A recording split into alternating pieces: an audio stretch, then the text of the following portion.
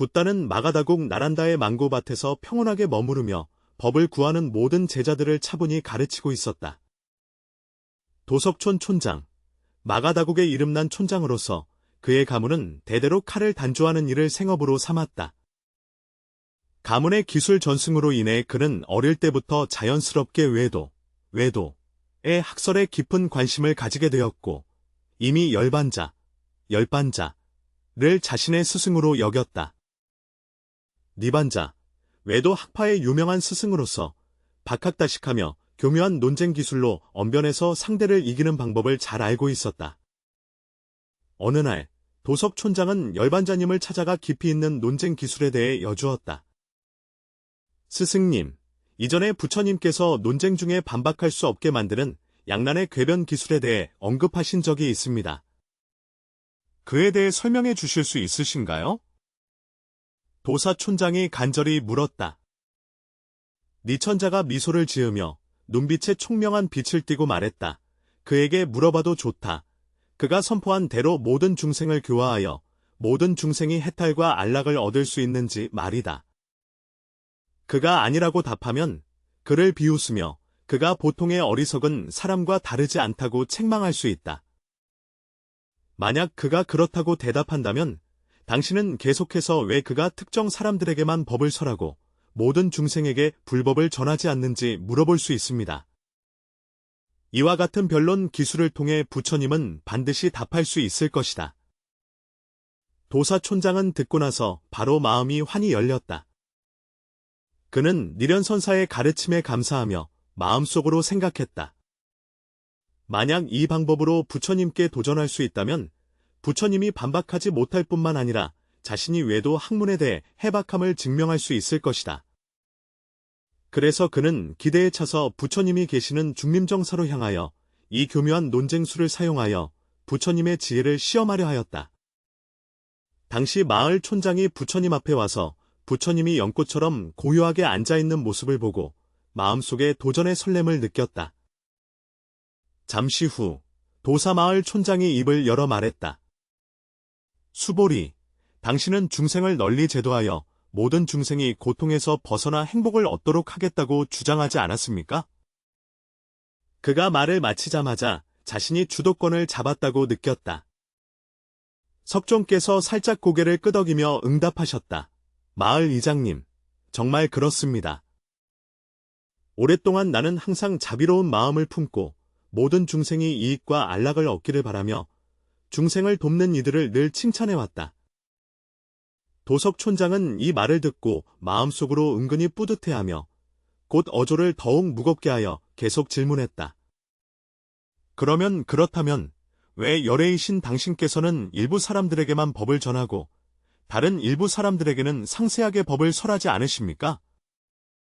만약 당신이 진심으로 중생을 널리 제도하고자 한다면 왜 평등하게 모든 중생에게 불법을 널리 전하지 않으십니까? 부처님은 들으시고도 얼굴에 조금의 동요도 없이 담담하게 도석 촌장을 바라보셨다. 마치 이미 이 질문을 예견하셨던 듯이. 촌장님, 제가 한 가지 질문이 있습니다. 솔직히 대답해 주실 수 있습니까? 석종께서 온화하게 입을 열셨다. 도사 촌장은 잠시 멈칫했지만 석종께서 자신에게 반문하실 줄은 예상하지 못했으나 여전히 고개를 끄덕이며 응했다. 수보리여, 세종께서 미소를 지으시며 물으셨다. 만약 어떤 사람이 새 땅을 가지고 있다고 가정하면 어떠하겠는가? 첫 번째 밭은 매우 비옥하며 토양이 부드러워 각종 식물이 잘 자랄 수 있습니다. 두 번째 밭은 보통이며 비록 작물을 재배할 수 있으나 토질이 다소 나쁘다. 생산량이 제한되어 있으며 세 번째 밭은 매우 척박하여 토양이 굳어 있을 뿐만 아니라 염분도 함유되어 있어 거의 어떤 농작물도 재배할 수 없습니다. 마을 이장이여, 이 밭주인은 어느 땅에 씨앗을 뿌릴 것 같으신가요? 도사이자 마을 이장은 망설임 없이 즉시 대답했다. 당연히 비옥한 그 땅을 선택할 것이다. 그 밭이 씨앗을 뿌리기에 가장 적합하며 가장 풍성한 수확을 제공할 것이기 때문이다. 부처님께서 미소 지으시며 지혜가 깃든 눈으로 계속 물으셨다. 그 다음은요. 촌장님. 촌장은 잠시 생각에 잠긴 후 계속 말씀하셨다. 그 다음에 그는 두 번째 중간 크기의 땅을 선택할 것입니다. 그 땅은 토질이 보통이지만 여전히 작물을 재배할 수 있기 때문입니다. 결국 그 땅이 척박한 땅보다는 낫습니다. 마지막으로 촌장님, 부처님께서 물으시자 도석 촌장은 약간 고개를 숙이며 약간 망설임을 담아 대답하였다. 마지막에 그는 아마도 그 척박한 땅을 선택할 것이며 어쩌면 척박한 땅에서도 잘 자라는 작물을 심으려 할 것이다. 그러나 그리 좋은 수확이 나지 않을 수도 있고 아예 씨앗을 소 먹이로 주어 더 이상 낭비하지 않을 수도 있다. 부처님께서 고개를 끄덕이며 얼굴에 평화로운 미소를 지으셨고 도석 촌장의 대답에 매우 만족하신 듯했다. 이어 그는 계속 말했다. 촌장님, 이 지주가 왜 이렇게 행동한다고 생각하십니까? 그가 왜 먼저 비옥한 땅을 경작하기로 하고 마지막에 척박한 땅을 고려했을까? 도사마을 이장은 잠시 생각하다가 말을 멈추었다. 그는 가장 비옥한 밭을 선택해야만 가장 풍성한 곡식을 거둘 수 있다는 것을 알기 때문에 귀한 씨앗을 헛되이 낭비하는 것은 오히려 손해임을 깨달았다. 씨앗이 한정되어 있으니 그는 당연히 최고의 수확을 얻고자 할 것이다. 부처님은 살며시 고개를 끄덕이며 마을 촌장의 견해를 인정하는 듯했다. 그는 부드럽게 말했다. 맞아요. 촌장님, 이 토지주님처럼 저도 그렇습니다. 모든 생명을 바쳐 수행하고 공부하기를 원하시는 비구와 비구니들은 마치 그 비옥한 밭과 같으니 나는 그들에게 가장 정순한 불법을 전하는데 전력을 다하고자 한다. 그들이 내 가르침을 가장 잘 받아들이고 불법의 이익과 안락을 가장 잘 얻기 때문이다. 바로 이러한 이유로 나는 그들에게 깊은 불법을 끊임없이 설명하며 수행하는 방법을 가르치고 있다. 그들이 이 길에서 더 멀리, 더 안정적으로 나아갈 수 있도록 돕다. 그때 마을 촌장은 침묵에 잠겼고 부처님의 말씀 속 깊은 뜻을 깨닫기 시작했다. 부처님께서 계속 말씀하셨다. 나와 같은 제가 제자들, 우바세, 우바이들은 마치 중간 정도의 밭과 같아서 비록 토양이 아주 비옥하지는 않지만 그들은 여전히 나의 가르침에서 이익을 얻을 수 있다. 나는 그들에게 법문을 전하는 것도 기꺼이 하겠다. 비록 그들의 수행길이 더 험난할지라도 그들은 그 안에서 도움과 인도를 얻어 더 평안한 삶으로 나아갈 수 있을 것이다. 그때 마을 촌장의 마음속에는 마치 깨달음을 얻은 듯한 감각이 일어났다. 그는 부처님이 법을 전하는 방식이 임의적이지 않고 중생의 근기와 능력에 따라 결정된다는 것을 이해하기 시작했다. 부처님께서는 계속 말씀하셨다. 진흙이나 미꾸라지와 같은 외도 의학자들은 척박한 논밭과 같아서 그들의 수용 능력은 제한적이지만 나는 그들에게도 부처님의 가르침을 전하고자 한다. 비록 그들이 완전히 이해하지 못할지라도 나는 그들에게 조금의 교리를 나누어 주리니 그 소량의 지혜로부터 그들도 이익을 얻고 잠시나마 안락을 누릴 수 있을 것이다. 그때 마을 촌장의 얼굴빛이 변하지 않았고 그는 마침내 부처님의 깊은 뜻을 이해하기 시작했다. 부처님은 중생을 널리 제도하기를 원하지 않으신 것이 아니라 중생들의 수용 능력에 따라 가장 적합한 교화 방식을 선택하신 것이다. 밭주인이 귀중한 씨앗을 척박한 땅에 낭비하지 않듯이 부처님도 깊은 불법을 함부로 가르치지 않으며 중생의 근기에 따라 법을 설하는 것을 결정하신다. 그랬구나. 석존이시여. 도사촌장이 고개를 숙이고 잠시 생각에 잠기더니 마음속이 환하게 열렸다. 당신의 가르침은 편애가 아니라 각자의 자질에 맞추어 가르침으로써 모든 중생을 최대한 도와주는 것입니다. 부처님께서 온화하게 고개를 끄덕이며 말씀하셨다. 바로 그렇습니다. 촌장님. 나의 가르침은 모든 중생의 안락과 해탈을 위해 존재하며 이러한 전법의 방식은 나의 자비와 지혜를 극대화한 표현이다. 도사마을 이장은 부처님의 설명을 듣고 마음속에 약간의 감동을 느꼈으나 여전히 의구심이 남아 있었다. 그는 마음속으로 생각했다. 부처님의 비유는 분명 생생했지만 자신의 마음속 의문을 완전히 해소할 수 있을지 의심스러웠다. 그래서 그는 다시 질문을 던져 부처님의 가르침에 한층 더 도전하고자 했다. 수보리여, 당신의 비유는 사람들로 하여금 깊이 생각하게 하지만 나는 여전히 몇 가지 의문이 있습니다. 땅과 곡식을 예로 드셨으니 저에게 한 가지 더 예를 들어 주실 수 있으신가요? 그래야 선생님의 가르침을 더 잘 이해할 수 있을 것 같습니다. 부처님께서는 미소를 지으며 눈가에 부드러운 빛을 띠셨고 이미 다시 답변할 준비가 되어 있는 듯 하셨다. 그가 조용히 말했다. 촌장님, 만약 당신이 의심이 있다면 내가 다시 한 가지 비유를 들어 드리겠습니다. 아마도 그것이 내가 말한 도리를 더 잘 이해하는 데 도움이 될 것입니다. 그때 부처님은 침착하게 말씀하셨다. 연못에 세 송이의 연꽃이 있다고 가정하자. 첫 번째 꽃은 완전히 피어 꽃잎이 수면 위에 펼쳐져 있어 언제든지 햇빛을 받을 수 있다. 두 번째 꽃은 반쯤 열리고 반쯤 닫혀 있어 봉오리가 아직 물속에 잠겨 있다가 물 위로 올라와야 한다. 세 번째 꽃은 진흙 속 깊이 묻혀 있어 아직 싹이 트지 않은 상태이다. 마을 이장님, 당신은 햇빛이 먼저 어느 꽃을 비출 것이라고 생각합니까? 도사 마을 이장은 잠시 생각한 후 대답했다. 당연히 활짝 핀 연꽃이다. 그 연꽃이 완전히 펼쳐져 있어 햇빛의 영향을 가장 잘 흡수하기 때문이다.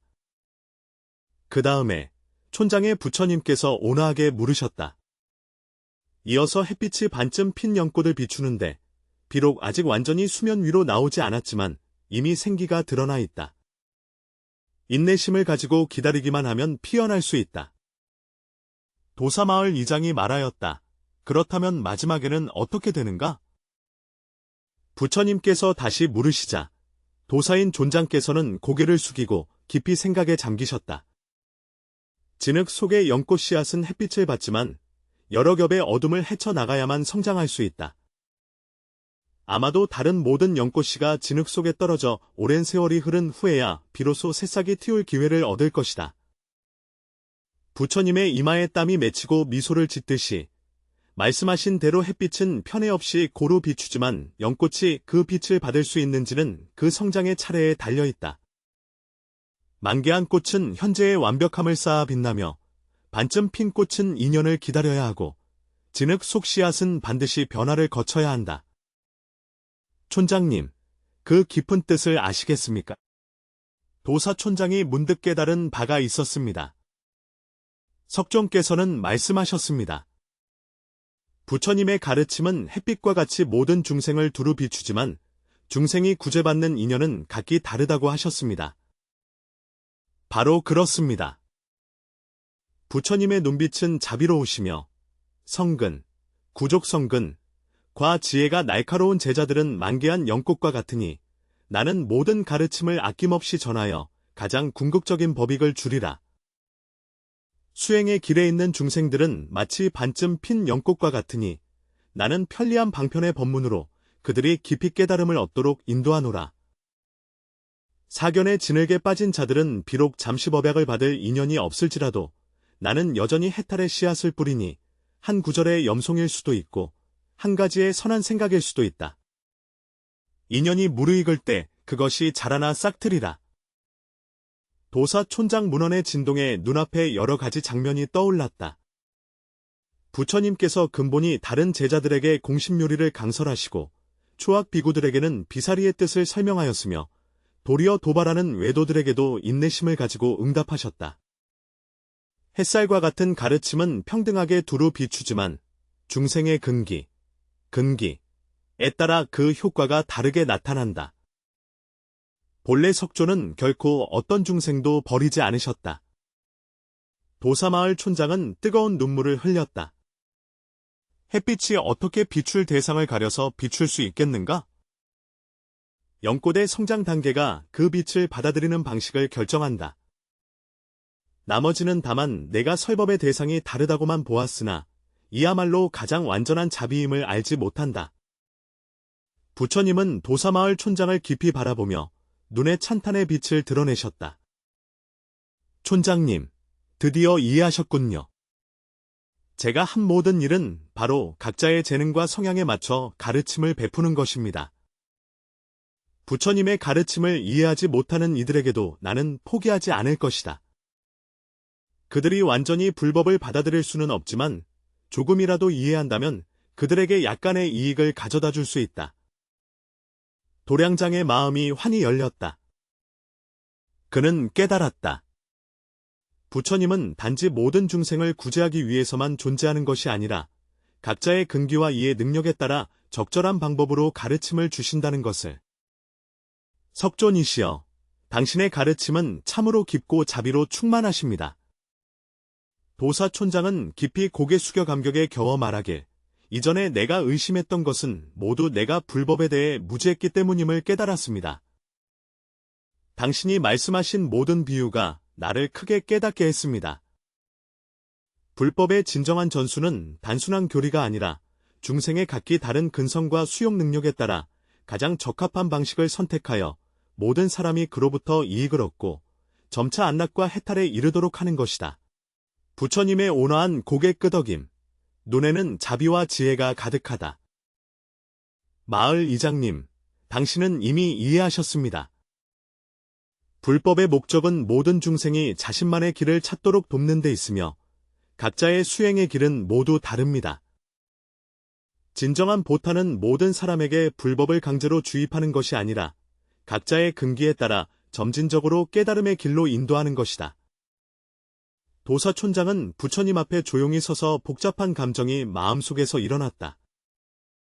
부처님의 비유를 통해 그는 마침내 자신이 가졌던 오해와 편견을 깨닫게 되었다. 예전에 확고했던 의심과 도전은 이제 점차 사라지고 그 대신 부처님에 대한 깊은 경애와 자기 반성의 부끄러움이 자리 잡았다. 그는 고개를 숙였다. 마음속에는 부처님의 지혜에 대한 존경뿐만 아니라 말로 표현할 수 없는 깊은 후회가 자리하고 있었다. 그는 한때 외도들의 편견으로 인해 부처님의 가르침이 공허하고 무력하다고 오해하여 불법이 널리 퍼지기 어렵다고 생각했다. 그러나 부처님의 일련의 생생한 비유를 통해 그는 마침내 부처님의 가르침이 맹목적으로 모두에게 똑같이 전파되는 것이 아니라 중생의 근성과 수용 능력에 따라 적절한 방식으로 각 사람을 교화한다는 것을 깨달았다. 석조는 조용히 목소리를 떨며 말문을 열었고 어디서부터 말해야 할지 몰랐다. 어리석은 내가 부처님을 마주하면서 이렇게 많은 오해와 도전을 품고 있다니? 부처님은 이미 모든 것을 통찰하시어 지혜와 자비로 모든 의혹에 응답하셨다. 석조는 미소를 지으며 그를 바라보고 부드럽게 물었다. 마을 어르신, 당신의 의혹은 풀렸습니까? 당시 마을 어르신은 깊이 머리를 숙이며 마음속 무거움이 점차 사라지는 것을 느꼈지만 기억은 아직 완전히 가라앉지 않았다. 세존님, 제가 어리석고 무지하여 감히 세존님의 가르침을 경솔히 의심하였습니다. 이제 저는 깨달았습니다. 선생님의 모든 비유는 깊은 뜻을 담고 있었으며 제 이전의 의심은 바로 불법에 대한 무지와 천박함의 표현이었습니다. 부처님은 급히 말씀하지 않고 미소를 지으며 수보리의 깨달음을 기다리셨다. 수보리의 마음은 점차 고요해지며 새로운 깨달음이 일어났다. 그는 마침내 깨달았다. 부처님의 가르침은 도전에 응답할 수 없는 것이 아니라 깊은 지혜와 자비로 모든 의문을 능숙하게 해결한다는 것을. 석존이시여, 당신의 지혜는 무궁무진하며 자비는 제 상상을 초월합니다. 나는 불법이 단지 이론일 뿐이라고 생각했으나 당신의 비유를 통해 내 생각이 완전히 바뀌었다. 이제 나는 깨달았다.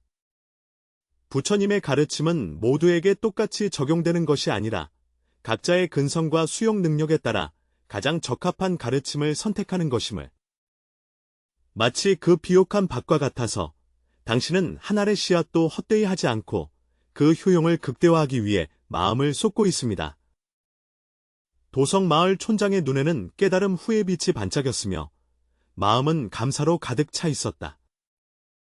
마침내 알겠습니다. 석종께서 중생을 널리 제도하신 것은 단순히 가르침을 전하는 것이 아니라 각자의 근기에 따라 가르침을 베풀어 모든 사람이 깨달음으로 나아가도록 도우심이라는 것을. 부처님께서 부드럽게 고개를 끄덕이며 미소 지으시며 말씀하셨다. 마을 촌장님, 당신의 깨달음은 매우 중요합니다. 중생을 널리 구제하는 지혜는 각 개인의 근성에 맞추어 적절하게 가르치는 데 있다. 궁극적인 목적은 모든 중생이 진정한 이익과 안락을 얻도록 하는 데 있으며 단지 겉모습만 돌보는 것이 아니다. 도사마을 촌장의 심경은 완전히 변화되었다. 그는 더 이상 불법을 의심하는 외도의 신도가 아니며 깨달음을 통해 진정으로 불법을 이해한 사람이 되었다. 더 이상 석존의 지혜를 도전으로 검증할 필요가 없으며 그의 내면은 진리로 밝아졌다.